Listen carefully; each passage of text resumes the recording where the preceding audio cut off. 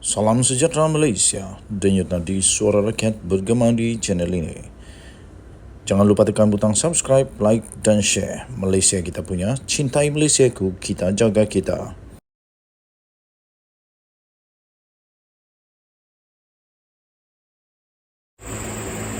Salam sejahtera Malaysia, denyut nadi suara rakyat bergema di channel ini. Habislah botaklah kepala Muhyiddin kali ini. SPRM sedang mencari dua orang individu, termasuklah menantu Muhyiddin Yassin. Dia pergi mana ni? Dah lari ke? Dia pergi mana? Dah lari ke? Sampai SPRM keluarkan sampai berita, bukan SPRM, sampai berita mengeluarkan berita yang SPRM sedang menjejaki dua orang individu, termasuklah menantu kepada Muhyiddin Yassin. Suruhanjaya Pencegahan Rasuah Malaysia SPRM sedang mengesan dua lelaki bagi membantu siasatan kes rasuah dan penyelewengan berhubung projek berkaitan pendaftaran, pengambilan serta penyimpanan biometrik pekerja asing di sebuah kementerian. Ini memang pening kepala lah Muhyiddin kali ini. SPRM dalam satu kenyataan berkata, dua individu yang dikesan itu ialah Muhammad Adlan Berhan, 48 tahun, dengan alamat terakhir di Lot 65, Sunway Kiara Hill, Jalan 3270A, Desa Sri Hartamas, Kuala Lumpur.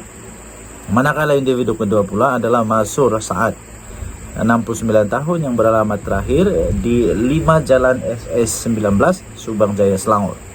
Muhammad Adlan ni adalah menantu kepada Pengerusi Perikatan Nasional Tan Sri Muhyiddin Yassin. Ini menantu pada Muhyiddin Yassin, sedang disiasat, dicari oleh SPRM. Dia pergi mana?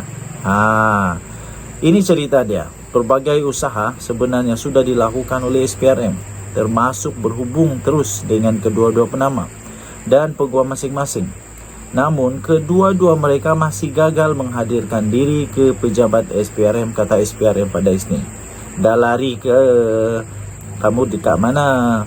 Pergilah jumpa SPRM. Kalau betul kamu tak salah, pergi jumpa SPRM. Kenapa kamu tiba-tiba hilang pula ni? Menurut SPRM, hasil semakan daripada Jabatan Immigration Malaysia mendapati kedua-dua penama berkenaan masing-masing telah meninggalkan Malaysia pada 17 dan 21 Mei lalu. Wow. Dah lari ke? Ini dah jadi jolo nombor 2. Muhyiddin, nanti kamu nak jawab pula. Semakan dengan immigration turut mendapati tiada rekod masuk kembali ke negara ini oleh kedua-dua individu berkenaan. Sehubungan itu, orang ramai yang mengenali atau mempunyai maklumat individu terlibat diminta menghubungi pegawai penyiasat Nur Muhammad Amin Jamaluddin di talian 03887 00799 atau 016 4322 699 atau email kepada amin.jamaluddin@sprm.gov.my, katanya.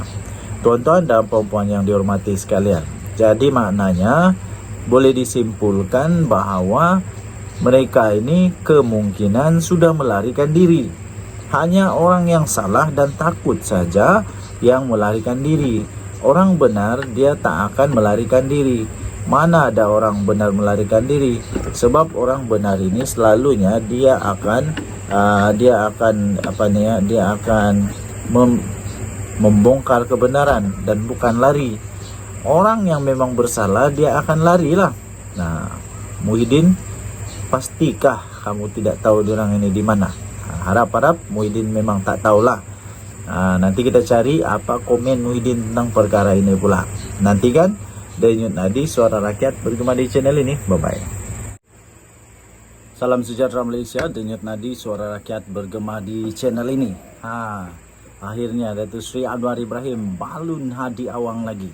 Hadi Awang ni tak tahulah, dah lama, orang tua, orang veteran dalam politik, tapi macam tak faham perlembagaan Malaysia. Atau buat-buat tak faham, atau memang tak mau faham. Hadi Awang, kamu faham ke perlembagaan Malaysia ni? Itu pertanyaan daripada Perdana Menteri Malaysia sendiri, Datuk Seri Anwar Ibrahim. Perdana Menteri Datuk Seri Anwar Ibrahim membidas satu kenyataan daripada Presiden PAS, iaitu Tan Sri Abdul Adi Awang, yang mendakwa kononnya ada perubahan kerajaan persekutuan jika Perikatan Nasional menang pilihan raya negeri. Ini yang video saya kemarin tu, saya pun hairan dari mana Hadi Awang dapat teori yang tak betul langsung ni. Katanya, saya tanya Hadi. Nah, ini pertanyaan. Saya pun nak tanya Hadi juga. Hadi, kamu fahamkah perlembagaan Malaysia yang menentukan kedudukan Putrajaya adalah Parlimen, adalah ahli Parlimen. Malah Parti Sabah dan Sarawak juga menyatakan sokongan penuh kepada kerajaan perpaduan. Jadi Hadi Awang.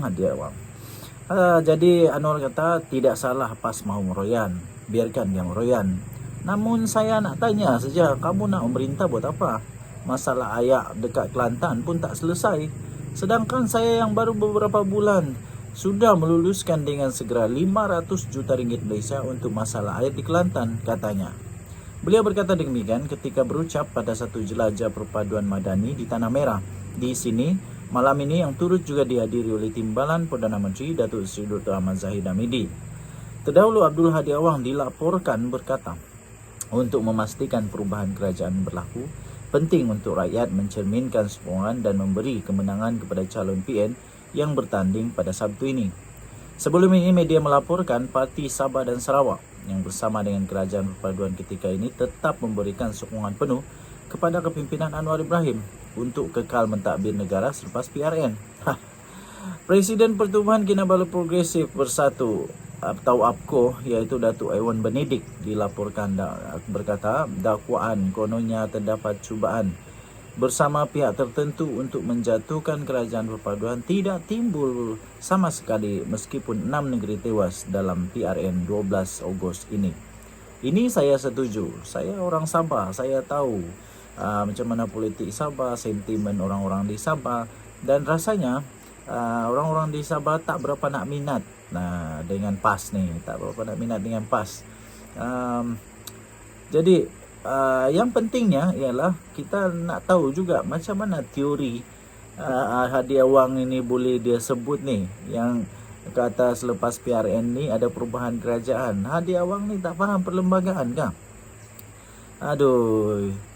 Kerajaan Malaysia hanya boleh bertukar melalui ahli parlimen dan bukan adun. Walaupun Hadi Awang menang semua kerusi di Malaysia ini, kalau parlimen kalah, tetap kerajaan tak dipegang oleh Abdul Hadi Awang. Yang itu kena faham. Dan saya fikir rakyat Malaysia pun tak sebijak yang Hadi Awang fikirkan. Mungkin Hadi Awang fikir begini, kalau dia cakap begitu nanti ada orang-orang yang percaya dengan dia, iaitu kalau tiba-tiba semuanya sokong PAS nanti boleh tukar kerajaan. Realitinya tuan-tuan dan puan-puan yang dihormati sekalian, saya tak nak cakap banyak lah, tapi lebih baik kamu boleh baca Perlembagaan Negara Malaysia, atau kamu ada kawan-kawan yang peguam ke, hakim, lawyer ke, apa-apa sajalah yang pandai dengan undang-undang Malaysia, pergilah tanya mereka. Dan saya fikir jawapannya sama. Kalau dalam PRN semua PAS menang pun, kerajaan Malaysia tak akan berubah. Kecuali PAS, Perikatan Nasional PPBM ni dan gerakan ni, dan apalagi satu yang bersama dengan Perikatan Nasional ni, mereka berjaya mendapatkan sekurang-kurangnya 30 lebih kerusi ahli parlimen berpaling tadah dengan syarat semua parti, iaitu ini keputusan parti bukan keputusan individu, dengan syarat semua parti itu bersetuju untuk pindah, barulah boleh tukar. Tapi kalau hanya seorang saja nak tukar, tak payahlah nak fikir yang pelik-pelik, no, tak ada nak jadi. Kita jumpa lagi, bye bye.